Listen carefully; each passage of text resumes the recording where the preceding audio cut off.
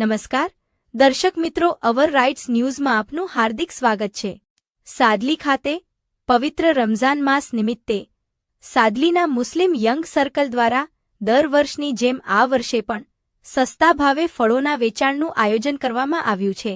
આ સેવાકીય પ્રવૃત્તિને ગામલોકો તરફથી સારો પ્રતિસાદ મળી રહ્યો છે, તેમજ સાદલીના આજુબાજુના તમામ ગામોના લોકો આનો લાભ લેવા માટે આવતા હોય છે। સાદલી બસ સ્ટેન્ડની બાજુમાં ખાસ દુકાન ગોઠવવામાં આવી છે, જેથી ગામ તેમજ આજુબાજુના વિસ્તારોના લોકો સરળતાથી ફળોની ખરીદી કરી શકે।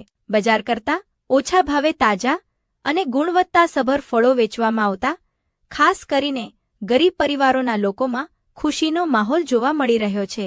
મુસ્લિમ યંગ સર્કલના સભ્યો દ્વારા હિન્દુ અને મુસ્લિમ બંને સમાજના લોકોને સમાન રીતે ફળો આપવામાં આવે છે, જે ગામમાં સામાજિક એકતા અને સૌહાર્દનું સુંદર ઉદાહરણ પૂરું પાડે છે।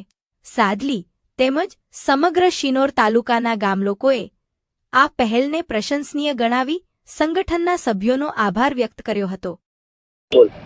સાદલી નૌજવાન કમિટી તરફથી દર વર્ષની જેમ આ વર્ષે પણ રમઝાન માસ નિમિત્તે